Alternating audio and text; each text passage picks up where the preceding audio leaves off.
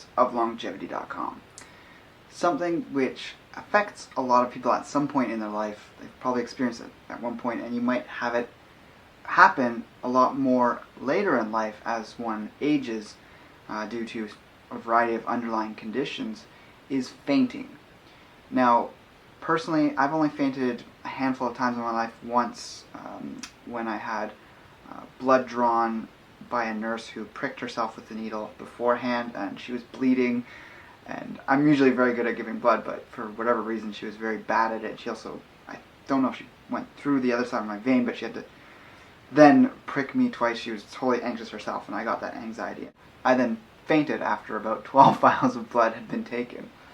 So that was probably my most intense experience of fainting. I've had other episodes where I've gotten very close, and you feel that almost like black or fuzzy grayness that comes over from the corner of your peripheral vision, and you might faint in the midst of that, or you might completely lose your vision as you faint, and it's simply a loss of enough blood pressure going to the brain. Now, like I also said, there's more significant health issues that can be tied in with fainting. So if you ever have a series of fainting attacks that occur, you need to get proper testing, and I'm not covering the solutions to those in this video, but I just want to let you know about a really simple trick you can learn to save yourself in the moment, and then you can worry about whether you're deficient in iron or B12, or if you've got some sort of heart or neurological condition, or if you just have been fasting, or you just happen to have low blood pressure in that moment due to whatever caused that, such as going into shock or having high anxiety. So this trick I actually read about ages ago, and I've known about it since I was a kid, and I've employed it many times.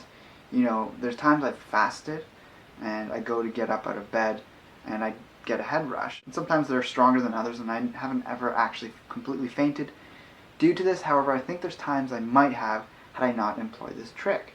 And what I read about was that World War II fighter pilots learned how to force blood back up to their head by clenching their legs and buttocks, because if they were doing any kind of steep maneuvers in dogfights, especially just going straight up, all your blood will rush down to your feet, and your heart has to work really hard to get it back up and into your brain.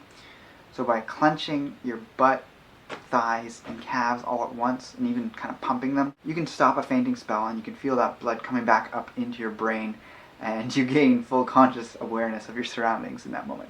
This is really key to know, in my opinion, because I've witnessed people faint full out, crack their head off tables, crack their head off the floor.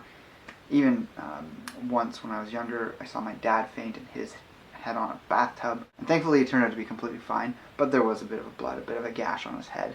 And it looked at and it was fine. But these are serious things that if you don't have awareness of, and if it happens to be a glass table or the concrete, or there's a sharp object sticking out of a wall or other surface that you knock your head against, or your eye, or it can obviously get very dangerous very fast if you've lost your consciousness and you're just going to the ground.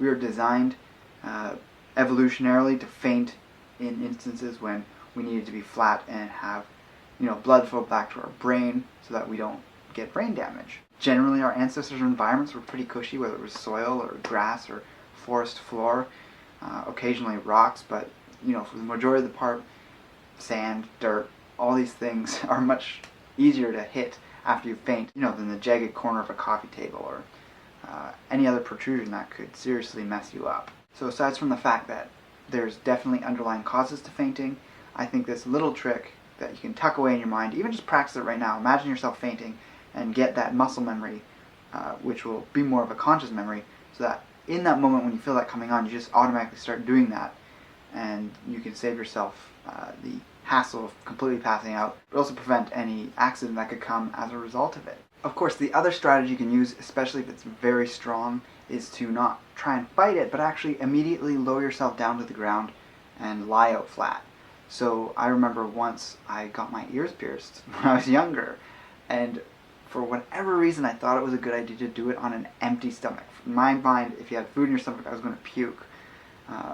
Complete opposite, and I personally am not a fan of getting piercings just because of the effect it can have on the body's bioelectrical field, but at the time I had my ears pierced, and the shock I went into from the piercing, which wasn't painful, but just the fact that something was piercing my body caused me to go into a mild shock, and I was stuck on this edge of feeling like I was about to faint, but didn't quite faint.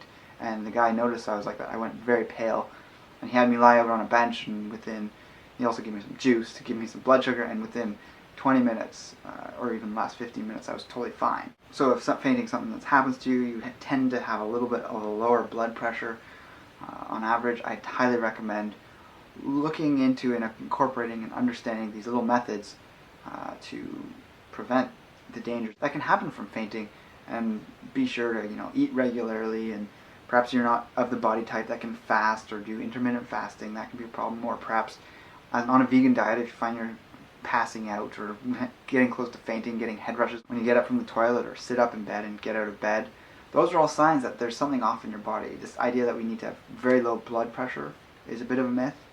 There's obviously a range that's ideal, and some people do have the idea that the lower the better, and that's simply not true. If you had zero blood pressure, you would be dead. And having high enough blood pressure gives you that ability to be active and conscious and present in your body. So let me know what you think about this video in the comments below.